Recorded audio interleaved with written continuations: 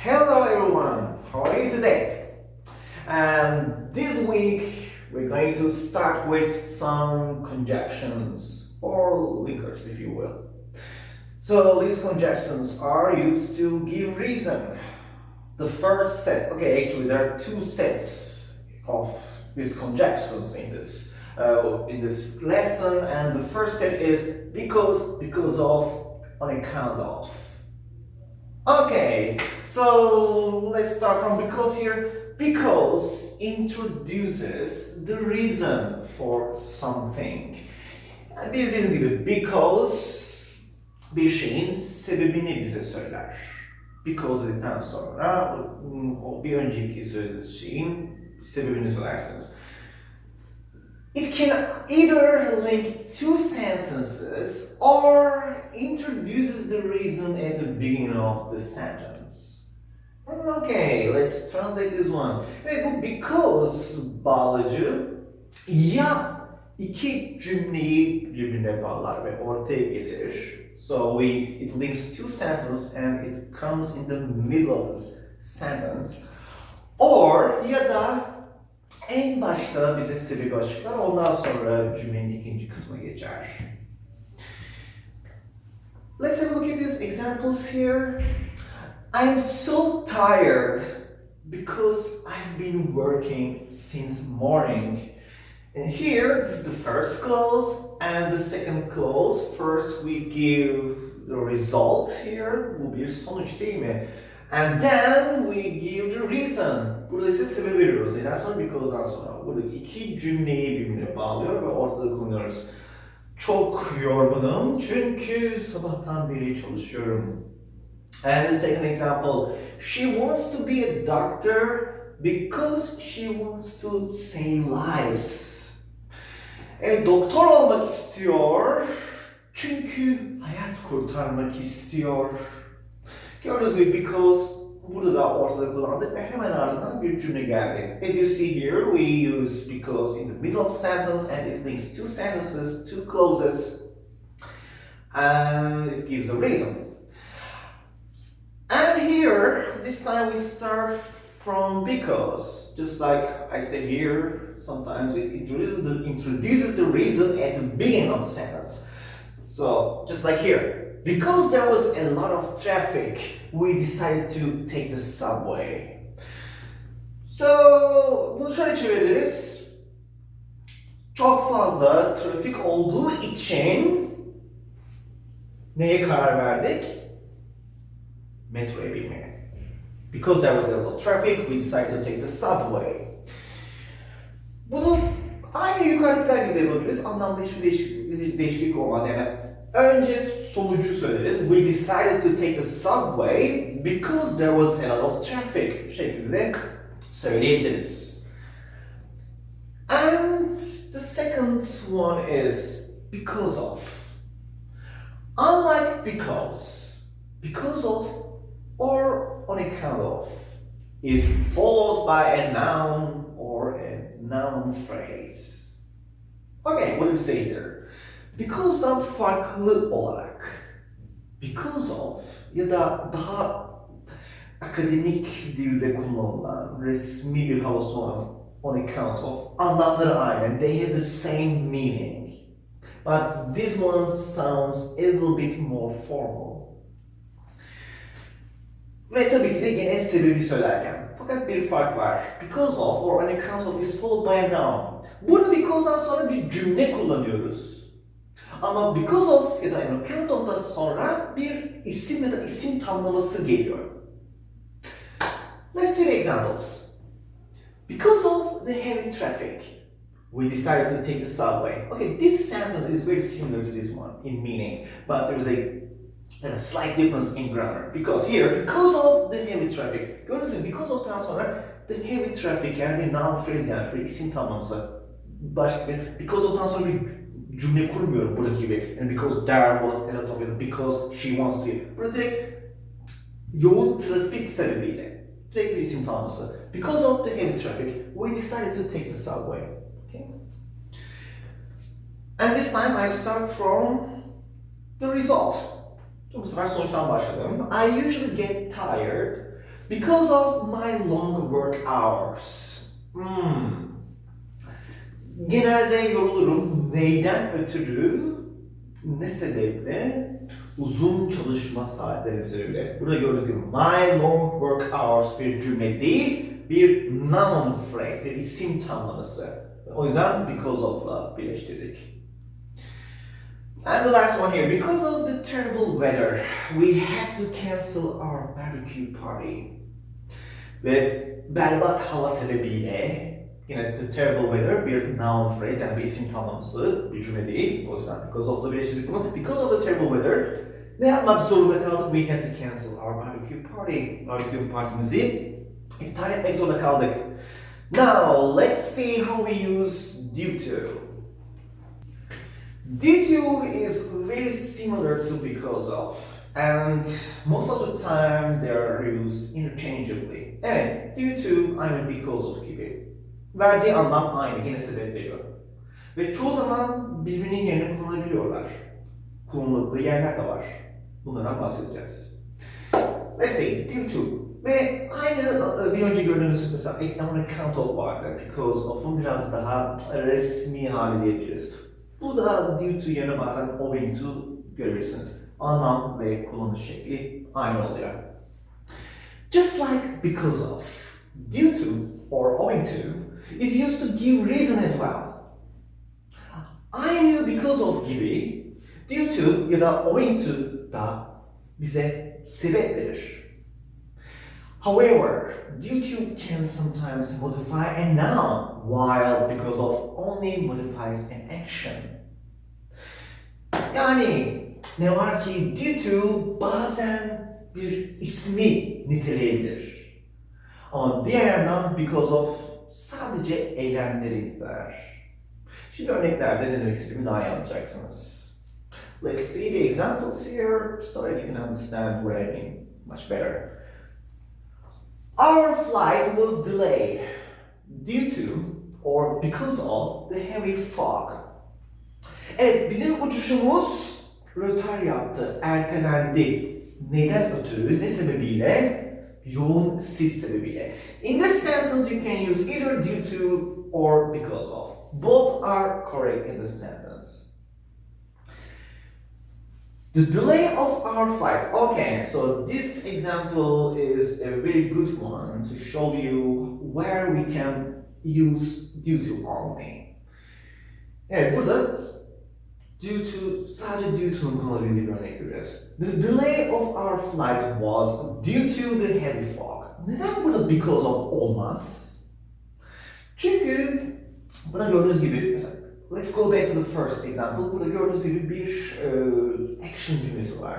Our flight was delayed. Bir eylem cümlesi, yani uçuşumuz iptal edildi. Aynı zamanda passive voice. Ondan sonra due to ya da because of ikisinden birisi gelebiliyor. Ama direkt şu cümleye şöyle bir noun phrase ile başlarsak, yani bir isim ya da isim tamlaması. Nedir buradaki isim? Yani buradaki bir cümle değil, burada yine bir isim tamlaması var. The delay of our flight, bizim uçuşumuzun iptali ya da ertelenmesi yoğun sis sebebiyle oldu. O yüzden burada because of yerine due to tercih etmeniz çok daha mantıklı, çok daha dil bilgisine uygun. There was a lot of traffic due to or because of the soccer game. Okay, here there was a lot of traffic. Tam bir cümle var. Çok trafik vardı. Bundan sonra neden ötürü? Futbol maçından ötürü. Futbol maçı sebebiyle.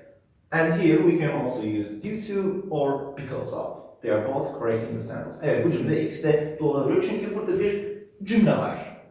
Buradaki gibi bir isim tanımlaması değil. Ama burada, so this sentence is the same in meaning. The same as this one in meaning. Okay, but the heavy traffic was due to the soccer game. Burada gene because of kullanılması yanlış oldu çünkü niye? Buradan farklı olarak böyle there was a lot of traffic bir cümle. Ama burada ise the heavy traffic was.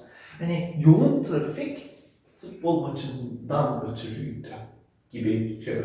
Çok trafik vardı bir cümle. Çok trafik ise tek başına bir isim tanımlaması. Aynı the heavy traffic. Ondan sonra was due to the soccer game. Okay, now we're going to do just a little practice. I'm going to read these sentences for you. Then I'm going to wait for 10 seconds for you to answer. Let's start with the first one. We were exhausted. Something, something, something. We've been working for 3 hours. Okay, what would you put here? Because of, or due to? Okay, let's try to find out. Look at the sentence.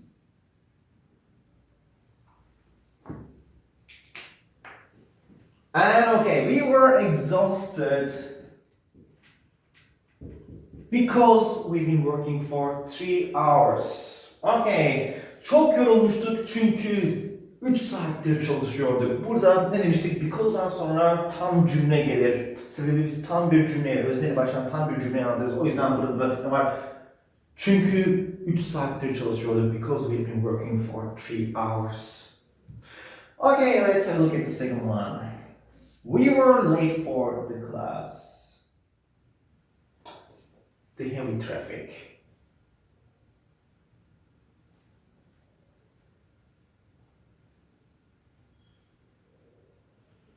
And the correct answer is we were late for the class because of or due to. Yes. Çünkü burada sadece because kullanmadım çünkü the heavy traffic bir isim tanımlaması, tam bir cümle değil. O yüzden bunu because of ya da due to ile birleştiriyoruz. Yani sınıfa ya da derse geç kaldık yoğun trafik sebebiyle. And the third one, she had to quit her job. Her annoying boss.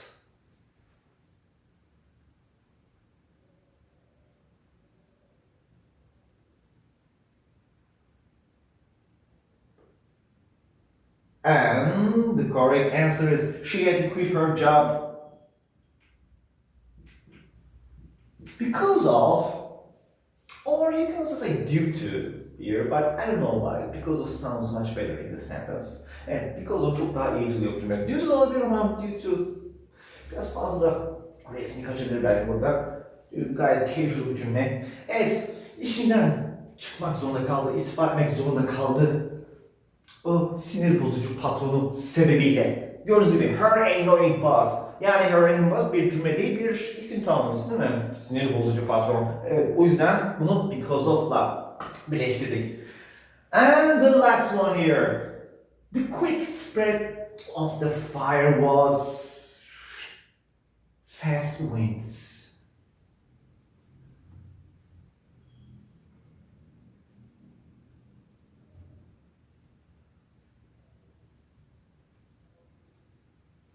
Okay, let's have a look.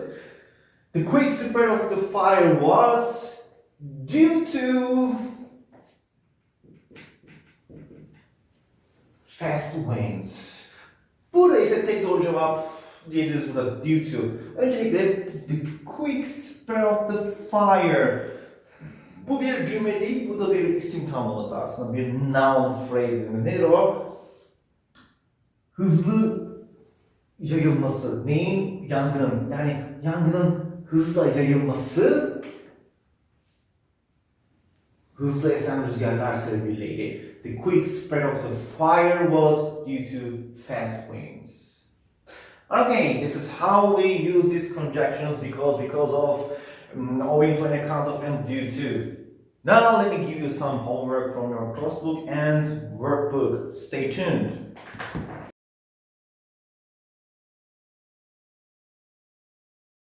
And this week's second subject is a general revision of tenses and also how we talk about present, past, or future. Okay, let's start from actions with two present tenses. Present simple and present continuous. Okay, so bu ders aynı zamanda size bir hatırlatma amacıyla yapılıyor. Çünkü bu dersimizde şimdiki zamanın iki kullanımını, aynı zamanda geçmiş zamandaki iki kullanımı ve aynı zamanda da gelecek zamandaki iki kullanımı göreceğiz. So let's start from present tenses. Actions with two present tenses. Present simple.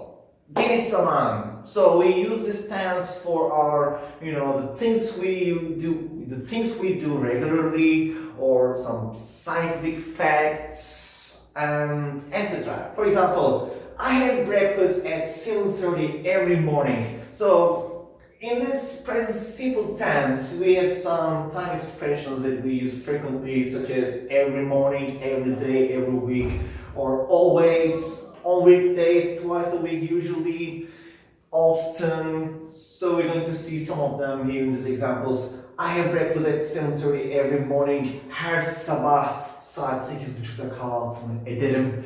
And we always go to school on weekdays. So this happens every week. This is why I use present simple. On weekdays. From Monday through Friday. Evet, hafta işleri her zaman okula gideriz. Biz her zaman hafta işleri okula gideriz. Elif has lunch at this restaurant twice a week. Gördüğünüz gibi once a week, either bir twice a month, ayda 2 kez ya da twice a week, haftada 2 kez gibi time expressionlarında present simple'a oldukça sık kullanıyoruz. Like here, Elif has lunch at this restaurant twice a week. Elif bu restoranda öğle yer haftada 2 kez. And it usually rains at this time of the year. Yılın bu zamanları genellikle yağmur yağar. It usually rains. Biliyorsunuz usually present simple'da oldukça çok sık kullandığımız bir time expression, bir zaman zamiri. And what about present continuous? So we use emizar and plus verb ing, değil mi? Emizar kullandıktan sonra özden sonra emizar kullanıyoruz ve ardından fiile ing getirerek kullandığımız tense. And we use present continuous to talk about the things that are going on at the moment, or temporarily this week, or in a certain period of time. Like here, the doctor is preparing for the surgery right now. Okay, right now, at the moment, currently, this semester, this year, this week. So these are some common time expressions that we use with present continuous tense. The doctor is preparing. Okay, doktor hazırlanıyor. Niçin? For the surgery. Ameliyat için hazırlanıyor şu anda. Raymond is currently an itibariyle anlamına geliyor. Raymond is currently working in London. Raymond an itibariyle Londra'da çalışıyor. And my parents are visiting their friends at the moment. So your friends may ask you, hey, where are your parents, where are your mom and dad? And I say, oh, my parents are visiting their friends at the moment. Şu anda bir arkadaşlarını ziyaret ediyorlar. And Alicia isn't working with us this semester. So normalde Alicia bize çalışır diyelim ama bu dönem sadece bizimle çalışmıyor. Alicia isn't working with us this semester. Okay, so these are two frequently used tenses when we talk about actions in present time. So let's have a look at how we talk about past with two formations.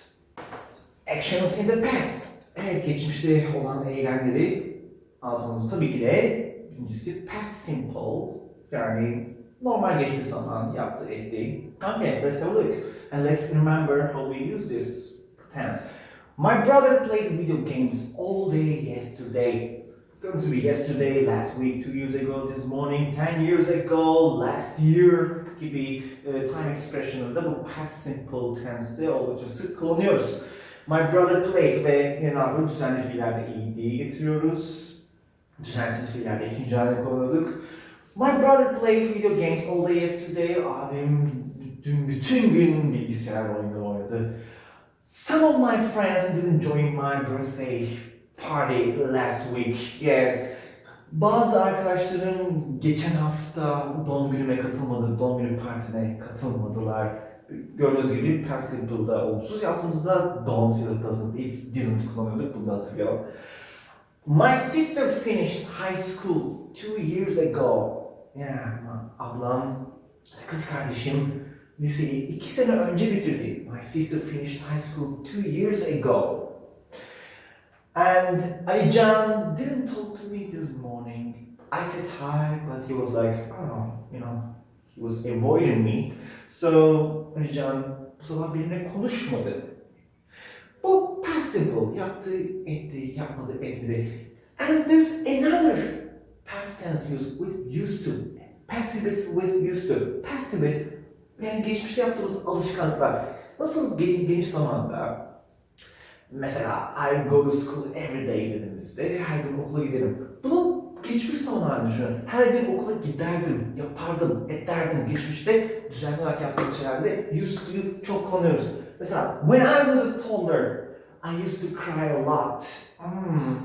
Ben 2-3 yaşlarındayken toddler is not a baby, is not a grown-up child, but these children are usually around the age of 2, 4 or 5 maybe. They just start walking. And ben çok küçük bir çocukken çok ağlardım. I used to cry a lot. Used'dan sonra film normal hale geliyor. My friends used to call me more often last year. My friends used to call me more often last year. It's a very sad sentence. Yani arkadaşlarım geçen sene beni daha sık ararlardı. Ve used to'da da geçmiş zaman hali. Yani geçmiş zaman hali olduğu için daha doğrusu yine olumsuz yaptığımızda didn't kullanıyoruz.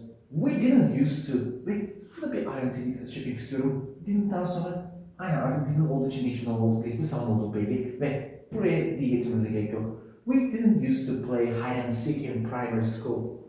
Biz ilkokuldayken saklambaç oynamazdık. Gördüğünüz gibi negatifte yapabiliyoruz bu used to kalanı. And my father used to play the saxophone when he was young.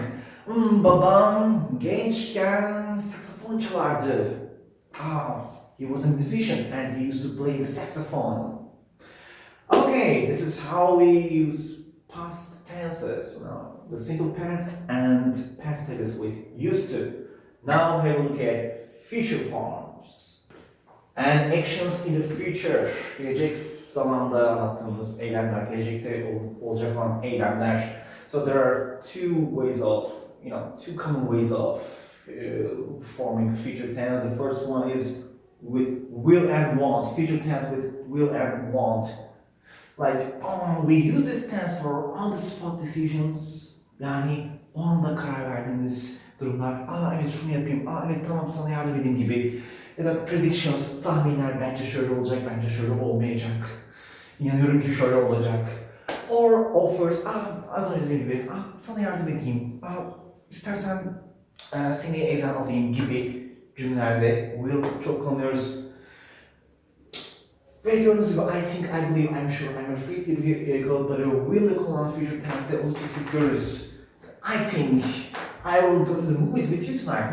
I think I will go to the movies with you tonight. Sanırım evet, bugün sizle sinemaya gideceğim. Yeah, I think I will. Or I believe we will win the game tomorrow. İnanıyorum ki yarın oyunu kazanacağız, yarın maçı kazanacağız.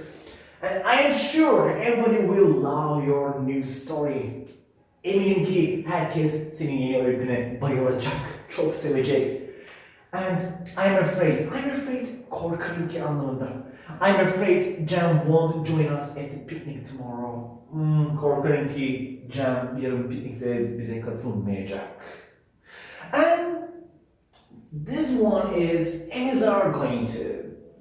So we usually use this formation when the set future action is planned or will certainly take place soon. Yani biz bu are going to genellikle daha planlı durumlarda ya da gelecekte olan o eylem büyük yani kesin olacak ve çok uzun zaman geliyor. Kanıtlar var. Hani wow bulutlara bak yağmur yağacak kaçalım eve gibi.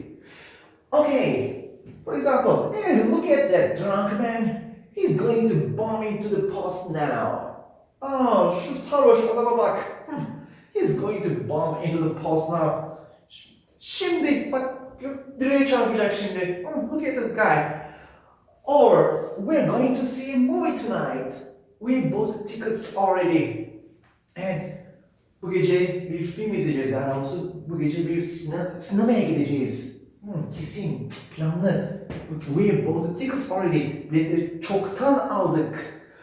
Or Teresa is going to be my roommate next semester. How exciting! Teresa bir dahaki dönem benim oda arkadaşım oluyor. Ev arkadaşım oluyor. Biliyorsunuz roommate yerine göre, oda arkadaşı yerine göre ev arkadaşı. Teresa bir dahaki dönem benim ev arkadaşım oluyor. How exciting! Ne kadar heyecanlı. Most probably this guy really loves Teresa. Maybe they are best friends. And the last one. Are your parents going to attend the graduation ceremony? Okay, so let's put this question mark here because this is a question, right? Are your parents going to? Gördüğünüz gibi going to kılığını kullandığımızda ve soru yaptığımızda o en zarf tabii ki özelin başına geliyor. Zaten bildiğiniz bir kural. Are your parents going to attend the graduation ceremony? Yani senin annen ve baban mezuniyet törenine katılacaklar mı? Planları böyle mi? Okay, now I'm going to give you some homework from your course book and workbook. Okay, let's start from the course book. And Unit 4, television program. It starts from page 54. And the first exercise is a picture matching exercise, a vocabulary, and here's another vocabulary exercise on page 57. Then it's followed by another, reading and vocabulary exercise. Evet, burada da sayfa 58'de bir başka vocabulary ve okuma çalışmamız var. And on page 59 sayfada buradaki soruları cevaplayacaksınız. You will answer these questions and then you will see here some, instructions about YouTube because of 60. sayfada videoda anlattığımız bu sebep belirten bağlaçları göreceksiniz daha fazla ve burada ilgili bir alıştırmamız var. And here's a reading part. Bu okuma parçasını ve onunla ilgili soruları burada sayfa 62 ve 63'te yapacağız. And buradaki örneklere bakmanızı istiyorum. Sayfa 64 ve 65'te az önce anlattığım talking about future, past and present ile ilgili bol örnek göreceğiniz iki sayfa burası ve buradaki alıştırmalar. Aynı zamanda bir zaman prepositionları ile ilgili bir alıştırmamız var sayfa 66'da. Buradaki listening ve speaking aktivitelerinden son olarak write a paragraph. Buradaki kısa alıştırmadan sonra sayfa 68'de write a paragraph about a review of your favorite program on TV. Buradaki en sevdiğiniz televizyon programı ile ilgili bir review yazacaksınız. Burada bir örnekten de fikir alabilirsiniz ve son olarak finally we have this tense exercise on page 69'daki tense egzersiziyle de bitiyor. Okay, now have a look at the workbook here. Okay, workbook and again sayfa 30'dan başlıyor ve yine birçok örnek var. Bunları da okumanızı tavsiye ediyorum. Bu tense revision ile ilgili. Ve burada çok güzel tense alıştırmaları var sayfa 33'te ve onların ardından yine because of YouTube alıştırmaları takip ediyor. And there are some vocabulary and reading exercises here. Burada bir okuma ve kelime çalışmaları var 34 ve 35. sayfada. Ve son olarak da yine yazma kısmıyla. Bu yazma kısmını isterseniz buradaki şeyleri takip ederek, buradaki soruları takip ederek ya da kitaptaki, coursebook'taki örneğe bakarak yapabilirsiniz. Okay, so that's all for now and thank you for listening and don't forget to wash your hands regularly and stay home and stay safe. I'll see you in the next class. Bye.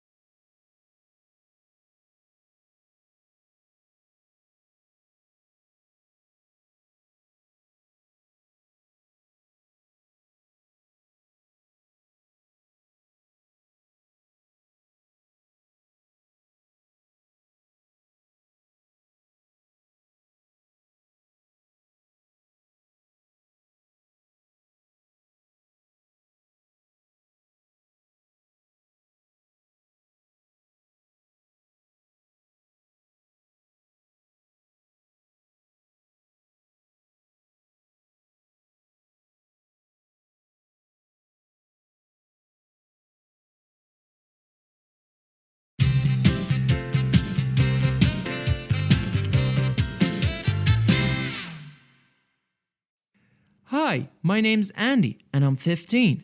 I live in Birmingham with my nan, dad, and mommy. We live in a small flat near the city center, but my dad is building a new house in the countryside. I'm really looking forward to having a garden. Well, what can I tell you about myself? I like school and I'm good at science. In fact, I'm especially interested in nature and animals.